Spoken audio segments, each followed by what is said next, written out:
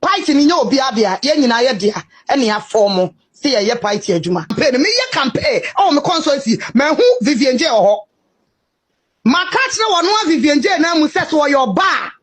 wo mra se wo benen sana wo de be no aduane ana nipa na obema na be no aduane no ode nsasini na beba kuma se me twitwa ne nsa nyina to agu mimi meli mi na me kan he program Vivian J na adwuma woman organizer no wona ma ye campaign Vivian J wo jira benku na wo jira nifa Vivian J de o se ye ba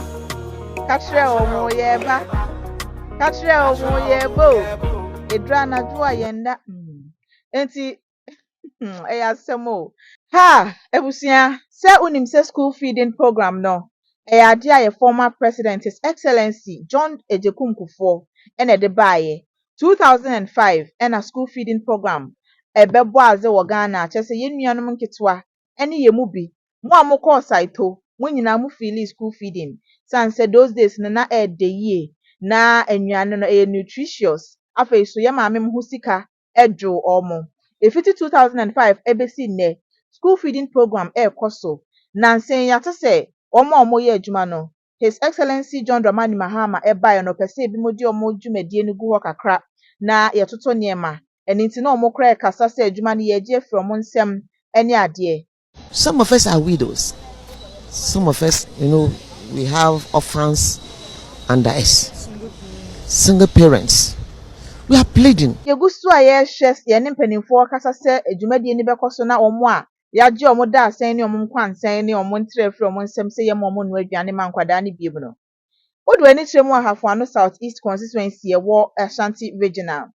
Me no kasa no eho ehuru butu. Na women organizer owo honom Action Mary Hajia Mary Buofu na nebufuo ne tintene ne tietie nyina ne se ye yaje adwuma ne diama yes sister Penny Vivian J Lawrence Kumawood actress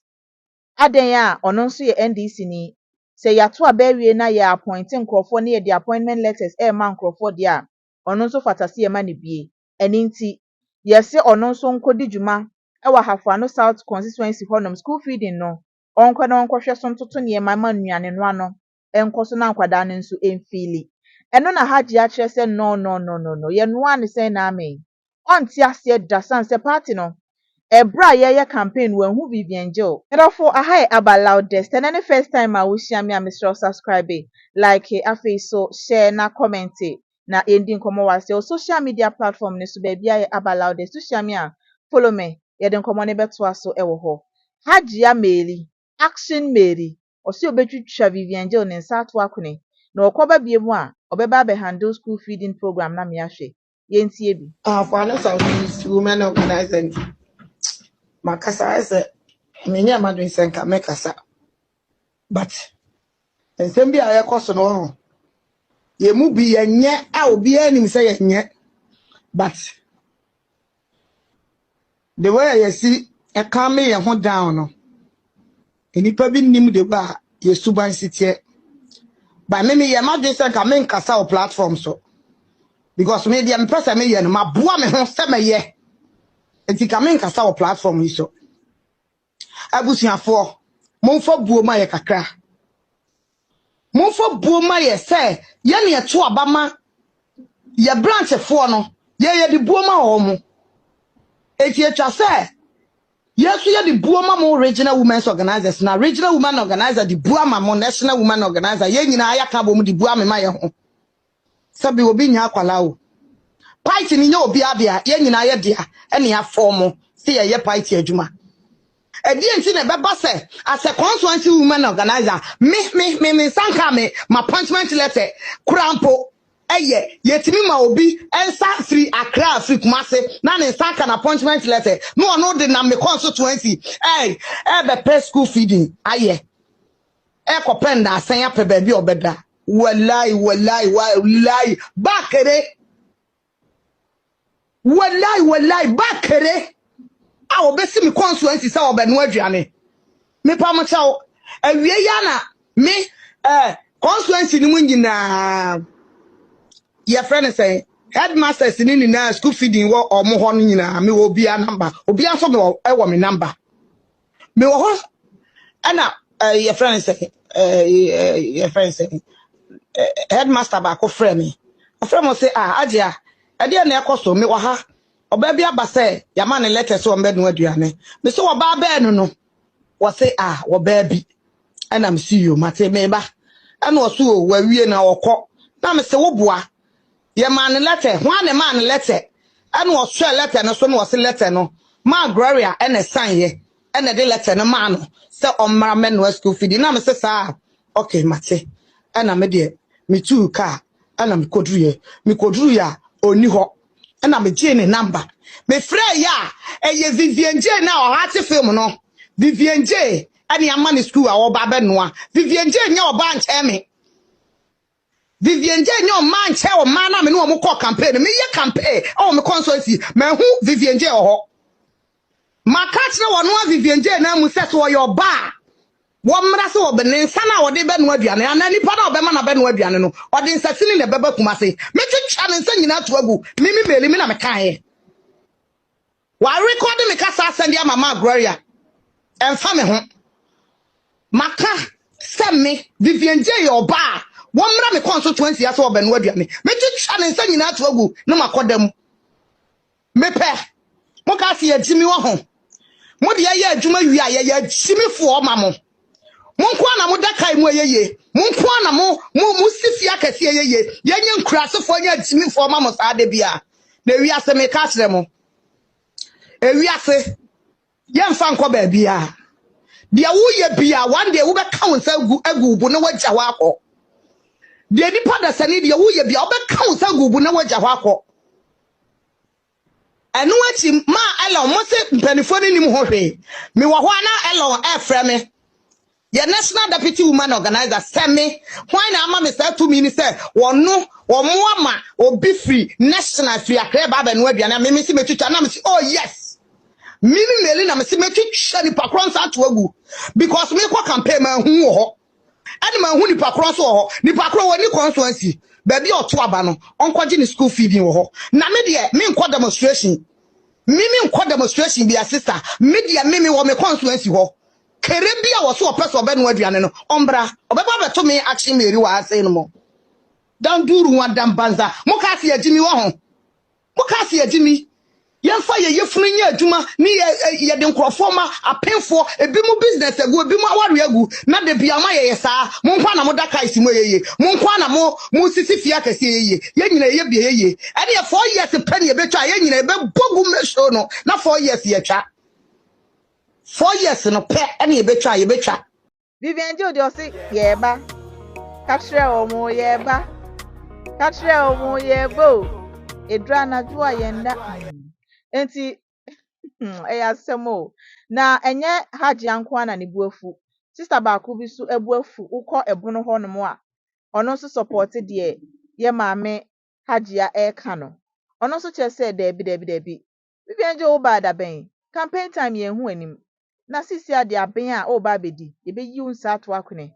program Vivian J na adwuma woman organizer no wana ma ye campaign Vivian J wo jira benku na wo jira nifa election ya Vivian J ye hu sa wo jira hefa na ye campaign ma NDC a o muti ma feeding program sani free cry se ko ye feeding program wo ahafo esuano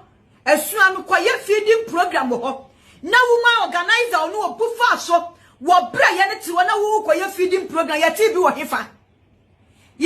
hefa NDC fo ampanyimfo am won kran ade amo ye no monhwa ne yo NDC fo ampanyimfo bi no am won kran no ade amo ye no monhwa ne ye mum fato ya nyidim bone wo Ghana ha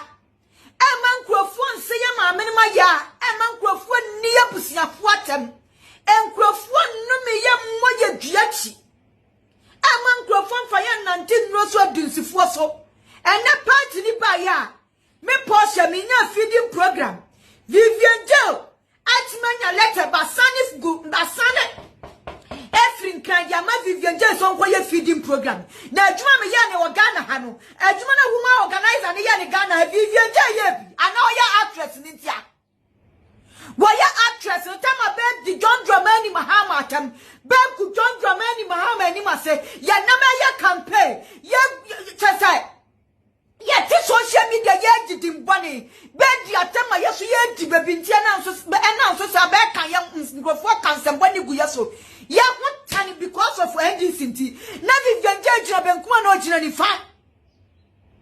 da na 2024 ya started campaign ya mu Vivian Jeso wo gina baby ya campaign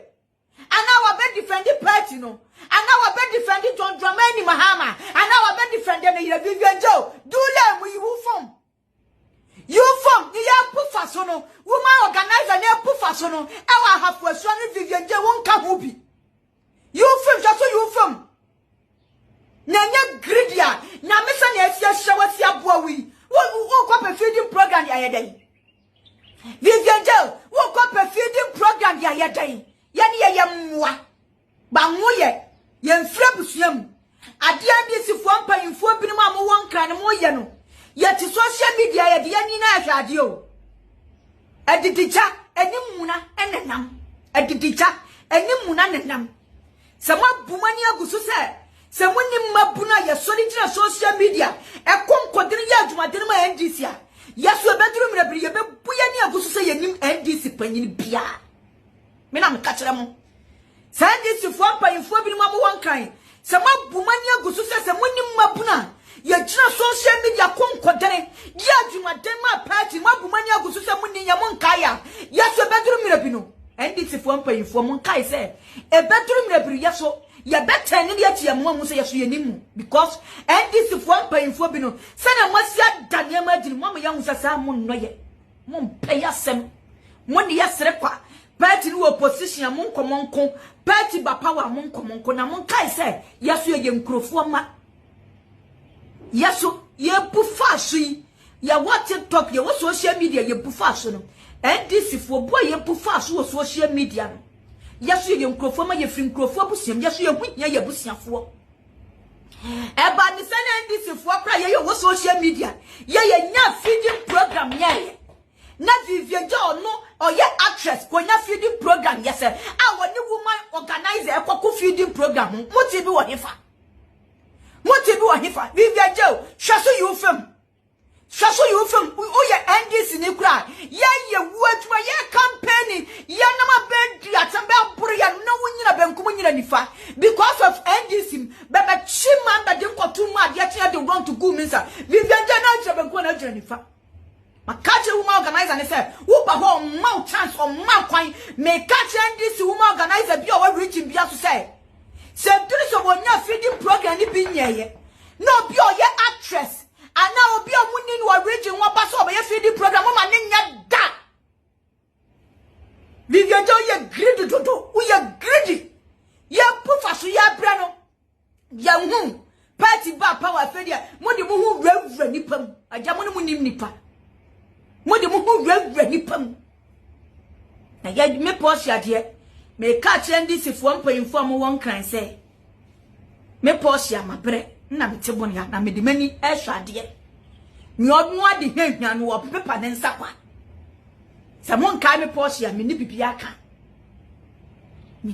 aka nka me post ya ye NDC fo YouTube aye wo social media ma ye tena TikTok ye social media ye campaign ye social media aduma na nka ye nya feeding program Vivian Jo nya feeding program ko ye bisasen Vivian Jo chane ye wo Vivian Jo chale ya watani so ye form ni ye ni form e ba social media ma omunni me post ya NDC ni biara ni omunni Vivian Jo omunni me post aso pa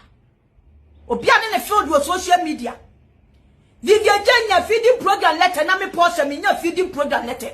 NDC form payfo mo ya me ya di mo ho yawo hwe woman organizer hwe mo ohom oframa no boy mo ohom ma catch ne say waiting biaso ye woman organizer onya feeding program ye obi ya bontinsu ni ba mpatamu oba mpatamu obi ye actress oba mpatamu so be feeding program ne nya woni sika kwa ko purpose be ye feeding program bi ye mum faso ma Vivian Jo mum be didi ye mum faso mo ne mama be didi Vivian Jo sama me post ye jira social media be di atama ye di because of NDC nti aduma try ya mo NDC no Vivian Jo wo ye benkum una obu ho na Vivian Jo di on yo Vivian Jo di yo wo che so obu ho wo pedimpa na dimpa no ye nkuru tutujuma ye nya de fon e social media because of NDC nti ye nya wu adwuma Ha. Aso butu. Ewo highway ni so. Medofo aha Abalaudes TV. And any first time I will share me a misrewa. Subscribe, like, comment, na share. Social media platform ne so baby I Abalaudes. So share me a follow me. Na yentua enkomo ne so ewo hodom. Na Sister Vivian, we di ebetrewa se obekasa. Se ye nokre, se enya nokre. Enipa din se ye eya. Eni nti de wom bia so no akasa me ehunu bi. Na Ghana fo nso etimi ate on kasa se ye mu bi de ye pewasem yi pa. Na aduane no nso de onim noa ukọ Santase a Gills Pub ne pub bi wɔ hɔ no moton aduane wɔ hɔ